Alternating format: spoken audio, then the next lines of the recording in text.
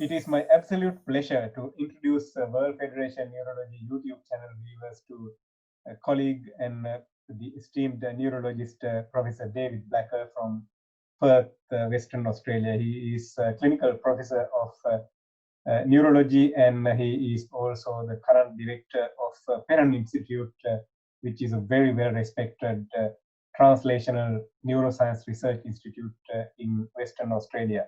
David, very good evening to you. Good evening to you, Tissa, and thanks for this chance to have a talk. And I wish you and all my colleagues in Melbourne all the best in these difficult times for you over there. I know we are facing this challenging pandemic, which is testing us from all corners, but it is also extracting the best qualities of humanity as far as I can see. There's a little bit of worse qualities also, but good always win, I think. David, as you are well aware, World Federation Neurology and Movement Disorder Society is rolling out a very ambitious World Brain Day campaign 2020 with the ambitious aim of ending Parkinson's disease, which you heard, which our viewers would come to know more later on. How excited are you as a clinician? Look, I think this is a fantastic opportunity to highlight this condition, and all neurological conditions need a boost along for public attention, for investment in research and resources, and to encourage our younger colleagues and medical staff and students who are going into the field to stimulate them really for a future in helping our patients. Absolutely. I'm hoping that Western Australia would put on a good show for World Brain Day campaign this year, given that our boss, Bill Carroll, actually part of your Perron Institute also. Well, I spoke to him only about an hour ago, and he told me that last year the World Brain Day reached out to some 70 million viewers. So absolutely, yes. I'm impressed by that. So I'm excited. Given that people are living more or less virtually worldwide, we should break that record this year, not the other way around. So I'm very optimistic that we would continue to drive home brain health is supreme health, and we can certainly work towards ending the pandemic of Parkinson's disease somehow by working together. Yes, yeah. It's almost ironic the great book Ending Parkinson's Disease came out using the term of the pandemic just before we were hit with the COVID pandemic. Yes, we'll talk about that book also as we go along. We are going to chat a little bit more. David, now I'm going to change the direction a little bit more, purely for the interest of upcoming younger neurologists and neurology trainees and physician trainees worldwide. I'm testing the experiment of talking to our colleagues and go back to their life from their childhood, high school days to university, and have a sort of a up-close, personal, candid chat. So I'm about to unleash that with you. I've seen that on others' videos. I did some preparation. Thank you. David, tell us about your childhood. Was it a happy childhood, challenging childhood? Tell us about your parents, if you're okay with that, high school days and university. My father was a school teacher, and we grew up as school teachers often do. They travelled through the rural regions early in their career, and I guess some of my earliest memories were him teaching in a very isolated small school with 2 classrooms, and I would have been in grade 2, 3 and 4, and I pretty much devoured the whole non-fiction section of the school library at that stage. There were farmers' kids around, but you didn't get to see them because they were miles away, and we joined together on the weekends for sporting activities. But I remember really being a bookworm, and I remember reading about the Wright brothers and flight and Robert Goddard and rocketry, and I suppose if I'd had my chance to be an astronaut, that's what I would have liked to have done. Right. So I think I developed a lot of non-fiction interests early on, and when we moved to the city, as I was to start high school, I attacked the local library, and I remember picking out Freud's interpretation of dreams. Probably a bit of an odd choice for a young man to read, but a fascinating book. And what I remember is he had this sentence about how he'd eat salty olives late at night, hoping that would make him thirsty, and he'd wake up in the middle of a dream and be able to record it. And so I was fascinated by that and the whole brain-mind interface. And I think a bit like Steve Davis, actually. I thought I was perhaps headed towards psychiatry. Right. Yeah. But then medical school came along, and I suppose that, I mean, just before that, in that era, most good students, you were pushed towards either medicine or law. And I don't think I ever really made a conscious decision, but it certainly wasn't going to be a lawyer. And so medical school it was. And it's interesting that you mentioned that, recalling my own childhood, I remember being punished by my library teacher. I grew up in rural Sri Lanka, and I had the special privilege of borrowing 12 books at once. Wow. Usual kids would get the chance to borrow one, as I was reading a lot. But the punishment was that I was harassing library teacher too much. Every time when there was no class teacher around, I would walk up to the library. Anyway, it didn't go badly though. At the medical school, were there time that you continue to foster that your interest was in brain-mind interface? Were there opportunities to inspire you or other physicians for that? Almost on the very first day, I remember, I think it was orientation day, we were taken down to the morgue, and we were all exposed to a cadaver for the first time. And the professor, Professor Walters, was saying, so what do you think could have killed this person? And I don't know why, but I said, could it have been an aneurysm? And Professor Walters almost fainted. He said, yes, it was an aneurysm. He was shocked. And I didn't know a lot about medicine, but I thought, an aneurysm, I don't know why I said it, but he said, you could get a job here one day. Right, and you did. And you did. And then, 15 years later, when I was at the Mayo Clinic as a stroke fellow, we were looking at the international study of unruptured aneurysms. And I thought, wow, that's interesting. Finally. It's interesting, isn't it? When you and me were students, we never thought that test results called MRI would be available at our disposal. Yeah. And now when you hold a brain MRI scan in front of your face and showing it to the patients and showing the aneurysms to them, the thoughts come into your mind, gee, these are not things that I thought that I would do, despite we were passionate on neurology early days. Yeah. So coming from your intern days and post-intern physician training and neurology training, were there challenges to get into neurology training? Was it quite competitive in Western Australia at that time? Well, no. I recall in 1996 as a service medical registrar doing 6 months of 1 in 2 on call for neurology, just prior to the mobile phone era. And I think I got allergic to the sound of the telephone. I could end up doing, and I think that's where I really got interested in stroke, because I quite liked the challenge of stroke. I liked the emerging sense of maybe there was something that we could do. I could see the cardiology registrar on the other side of the ED rushing in, giving thrombolysis. And I was starting to think, wow, those vessels in the heart are very similar to what's happening in the brain. And I could see that we're on the cusp of that. And I read, of course, the NINDS trial in 1995. And then it was a couple of years later, well before TPA was licensed for use in Western Australia, that I saw a patient at Royal Perth Hospital, came in very early, and I knew the family actually. And I said, well, why don't we give TPA? Just like they did in the NINDS trial. We've got it here for the heart patients.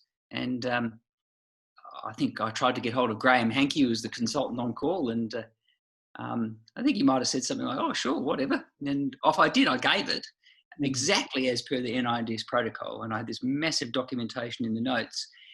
And then it dawned on me, what are we going to do about observations and blood pressures and all this stuff? And so I think I ended up staying in the hospital the entire night doing all that myself, because, this was all new ground. So there was an era before protocols and things, and so I gave the TPA. Did you write that case up at that time? No, I just thought it was a standard thing to do, really. I thought, well, this is the way to go. And in fact, before that, some years before, I'd been involved with an attempt at intra-arterial urokinase at a patient who'd had a stroke on the coronary care ward in relation to a coronary angiogram. And Will McAuliffe was the interventionalist at the time. So I think I was involved in both the first interventional thrombectomy attempt. It wasn't really thrombectomy in those days. It was sticking a corkscrew in there and trying to nudge a little bit of urokinase into it. And so I think I was involved in both the first two cases of those interventions in this state. And that's sort of led on to a lifelong interest and pursuit of that. You made enormous amount of contributions in stroke medicine. I think one of the key things that I would like to highlight is, although the story is not finished yet, your attempt to link the inflammation, infection, and minocycline story. So tell us about how you got into that. Well, yes. So look, this is derived from my colleague David Prentice, an outstanding general physician who'd work on the stroke unit at Royal Perth.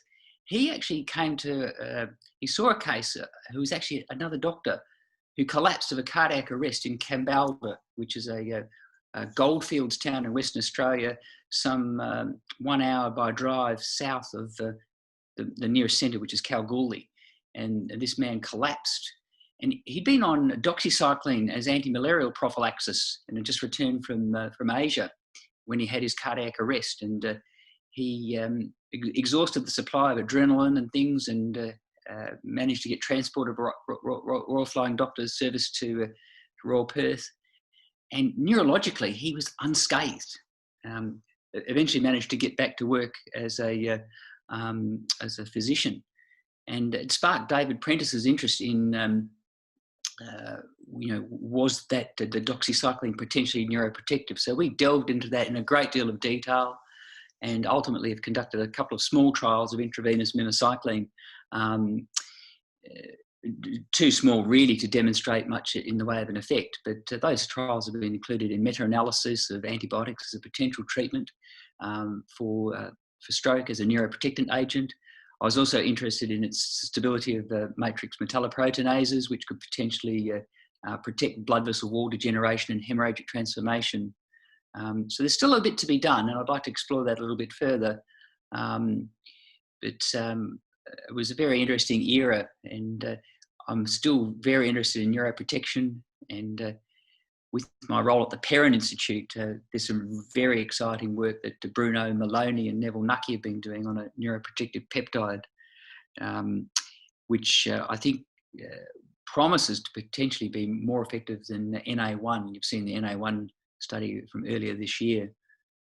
What I envisage in the future in this big state of Western Australia is that we have a patient who might have a ischemic stroke in a far peripheral centre. We administer the neuroprotective drug, hopefully Bruno's R18, in the distant site, or perhaps via the RFDS, and then transport them down for thrombectomy, hopefully with the neuroprotectant drug buying the brain some more time. And we're getting very close to getting that set up. And that's one of my short-term goals over the next 2 to 5 years, is to really see that through. I agree with all your points, and I like to spend a few more minutes on this topic as it is getting us to a nice, healthy discussion for the future also. Personally, I think this infection, inflammation, stroke story is not done yet.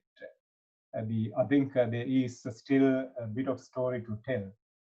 I reviewed this topic, which is undergoing final bits and pieces on a journal, which I can't name obviously as it is not out yet. And I was invited to review carotid stenosis and inflammation. And as part of that job, I learned whole heaps of things that we have been conveniently ignoring for some time. Then it refreshed my memory on some of your original work on this. And the other thing is, given that we both live in this pandemic, at this point of time, there is about sort of roughly 200 cases of stroke when you look at all published literature. But largely, all those the authors are telling us is that so-and-so came into this hospital with this, and we found stroke. So the COVID-19 is related with stroke, either a large vessel stroke or hypoperfusion-related strokes. But nobody's telling us the whole story. It is very hard to get hold of all raw data to make sense. Is it inflammation? Is it direct infection related? Or is it all this cytokine storm? Or is it combination of all those things?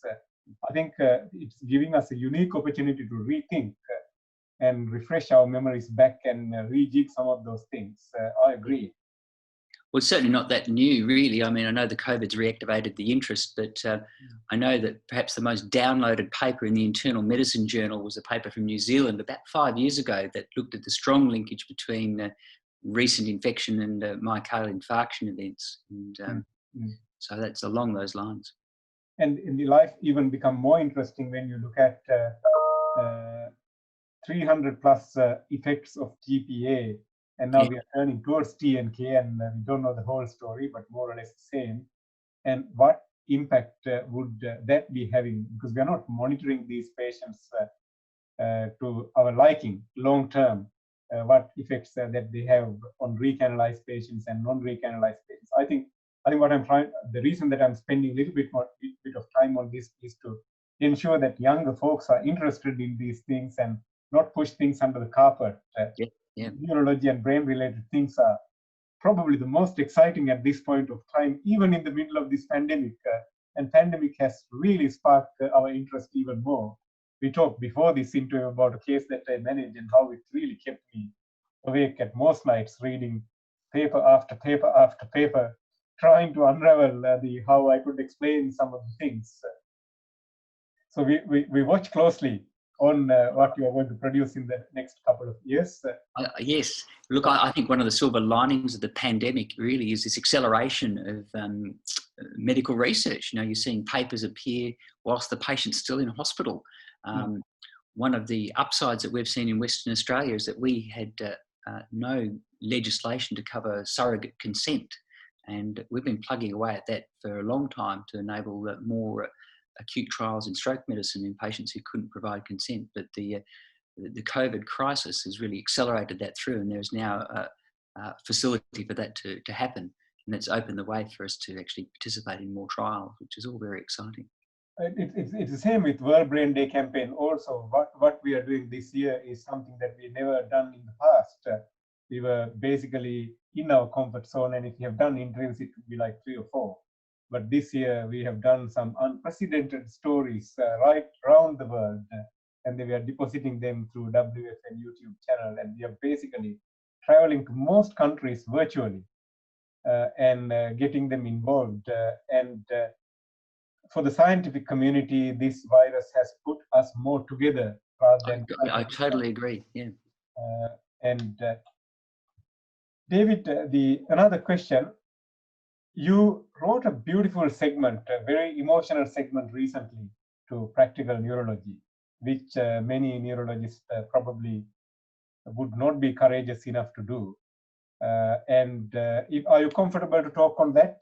If you're not, of course, that's fine. And with the World Brain Day featuring Parkinson's disease, I almost feel it's a responsibility of mine to talk about this. So, tell us about it from your own words. Well, look, Parkinson's disease has probably crept up on me over several years. It was a curious beginning. When I came back from my time overseas, I was quite overweight, and I really got heavily into running. I'd always been sporty. You know, as you know, I played a lot of golf. I played hockey and tennis and other things through high school and into university. So I've always been sporty, but never been a runner. But I seriously got into running, including marathons and half marathons. And that all went very well until my early to mid 40s. But I developed what was ultimately a dystonia in my right foot. And the foot would twist and turn and become very ungainly and totally interrupt my gait. And if there are viewers from the Stroke Society, you might have seen me at a couple of the fun runs. You know, I instituted the fun run at the Stroke Society in 2007. But by the mid-2010s, it was very difficult for me to actually even finish that because my leg would twist and contort. And I was aware that this was probably a dystonia, and I was aware that there could be a prelude of the development of Parkinson's disease. And but it wasn't really until about 3 or 4 years ago I started to develop the other classic symptoms, a tremor, slowness of movement of my right side particularly, and micrographia, which really became a problem at work with paperwork and filling in forms, operating the computer. And what I really struck me was when I did demonstrating to patients rapid alternating movements, and it was clear that my dominant right hand, I'm a little bit underdosed now. My dominant right hand was not doing very well, and my Parkinson's patients were better than me. So I knew it was there, and then I knew that it would lead to a cascade of things, and I probably put it off for a while. I ultimately got an MRI scan, which was absolutely beautiful, completely normal looking brain. And I remember looking at the MRI thinking, geez, it looks so good, but it's not working. And so I sought the formal advice of one of my colleagues, and we went through it all, and it was obvious that that was a diagnosis. So we got straight on to Matapar, and I never forget, I was sitting there just tapping my fingers, and at 45 minutes, I could start to feel a little bit of fluidity in the movements, and I could sense that there was going to be a response. And so that was about 18 months ago now. So I'm in the honeymoon period, and I'm grateful for that. But it's really altered a lot of my perspectives about things. I have a very supportive wife and family, and my colleagues at work, and I'm kind of re-altering my perspective. I'm very fortunate, I've got a multifaceted career, and I'm probably going to be cutting back a little bit on my acute stroke responsibilities. I've got some excellent fellows who I can actually seed some of my sessions to, and planning to do a bit more private practice, but really research at the Perron Institute is where I'm headed to. That's where I'd like to finish my career. And I've become very, very interested in exercise as a potential disease modifying agent for Parkinson's disease. And I had a sense of that when I started to develop symptoms, really, and I really pushed my exercise very hard to keep it moving, to keep it going. And I've become reinvigorated in recent times. I think the exercise, the SPARKS study from some years ago that looked at high intensity treadmill exercise, is something I advocate for my patients. I almost think that the use of L-DOPA early to facilitate people, not just for symptom management, but to enable them to actually do exercise more vigorously, is a strategy that we should probably be employing. I believe that there's probably two forms of exercise for Parkinson's disease. I think the non-specific intense exercise therapy using targeted heart rate parameters, as the SPARK study revealed. I think that's all very good, but I think you can add to that by more focused and specific exercises targeting movements. And in recent times, I've become very interested in non-contact boxing. And I know that rock steady boxing and other boxing regimes have been looked at and people are enjoying them, but there's not really a lot of good hard science behind them.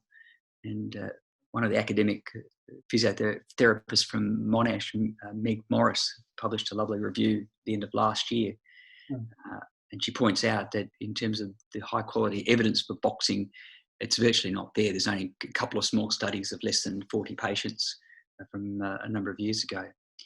So I actually had the unique opportunity at the Perron Institute, and I've been working with a chap named Ray Fazio, who's an ex-boxing champion, who has a tremendous 30-year experience in teaching boxing, and he's designed a boxing machine that we've been using in combination with a very extensive warm-up regime. And I'm seeking advice from a neurophysiotherapist who's also helping out with the project and doing it himself, and exercise physiologist. So for the last 5 months, I've been training quite hard, actually, and it's invigorated me. I feel stronger, I feel more balanced, and it's interesting.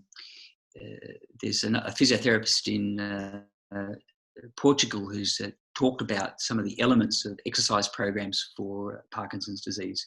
And if you think about the symptomatology with Parkinson's, you get slow, small movements. For boxing, to do boxing accurately, you need to make rapid, large movements. Mm-hmm. You also need to combine balance and a lot of boxing. And I can't believe that I'm into boxing. You know, as a neurologist, I thought, oh, boxing, damaging the brain. How could I possibly be interested in that? But there's a lot of technicalities behind it. You see the boxers, the professional boxers, moving around the ring with their little skipping and dancing movements. And that actually provides a lot of balance and stability to the core. And I have to say, before I started doing this, I had a couple of unfortunate stumbles, and I fall and I sprained my wrist very badly, and I could feel my balance was starting to deteriorate. And I can feel quite confident my balance has improved. So I think a very exciting field for me to be involved in. Sorry, David, I didn't let you finish. You keep going. Oh, look, I was just saying that I really think that exercise must form a component of any Parkinson's treatment program. And there's a lot to learn about exercise and you know, the dose, the intensity, the program. And I think we can learn from our exercise physiology colleagues about how to actually design programs. And I've always had a bit of interest in having this approach in my stroke rehabilitation life, seeing the approach that, say, a physiotherapist may have more from an illness perspective, whereas an exercise physiologist comes from a fitness perspective. And I think patients really enjoy that. And it also gives patients a sense of responsibility in taking charge of their condition, you know, rather than just being a passive recipient of a medication.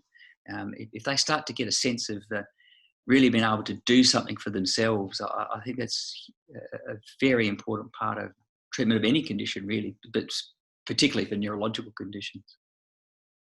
David, your story is quite moving and fascinating, and it's a perfect example for our patients that whatever the illness that is going to creep up upon us, our job is to, as best as possible, to make it a tiny part of our life and live our life on our terms as best as possible.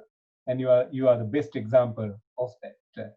I'm incredibly grateful for the magnificent piece that you have written in Practical Neurology, and I'm incredibly grateful for you for sharing this today also.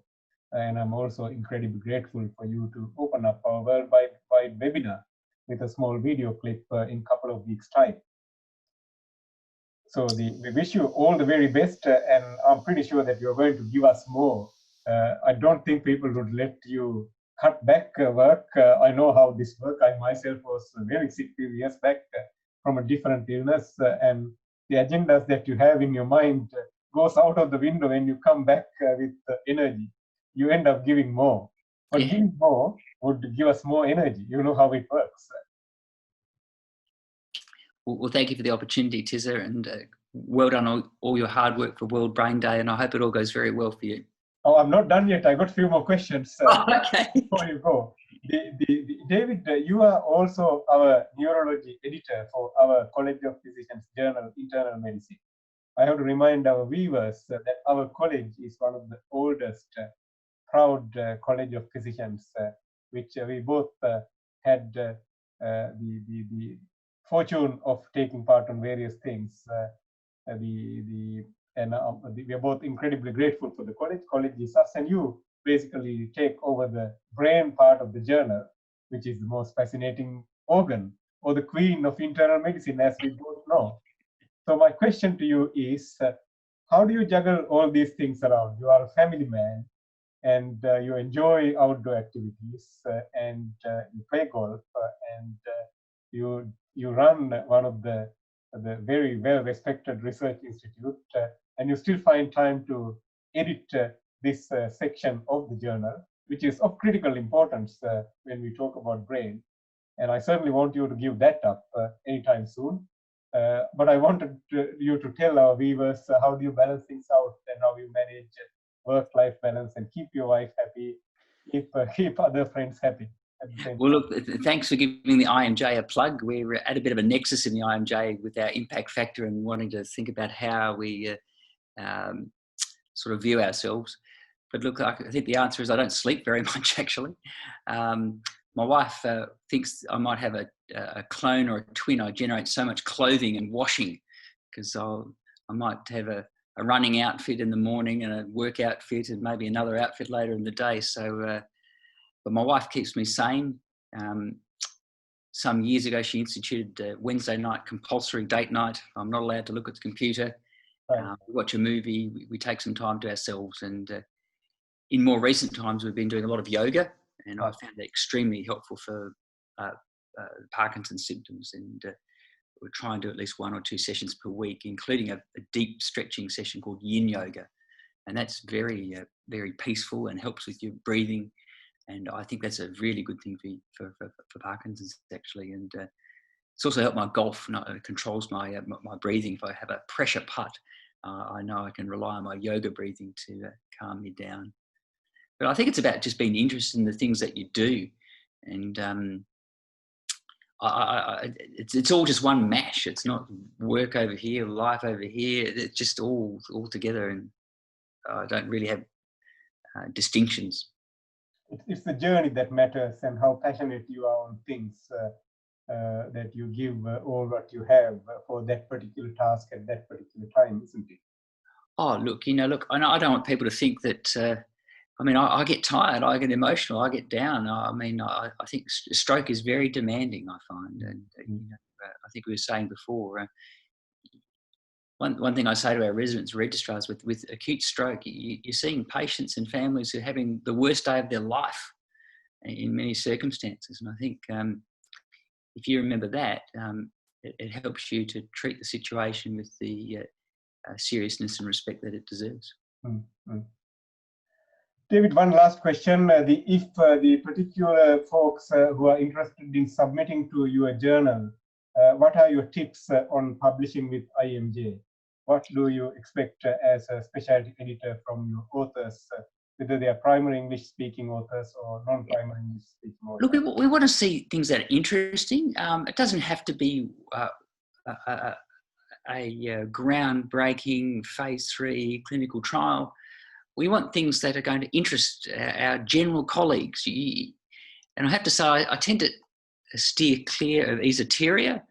I like things that have got a good clinical solid message, that if you think about a general physician practicing in rural Australia who picks up the journal, you want them to be able to say, I'm going to read that.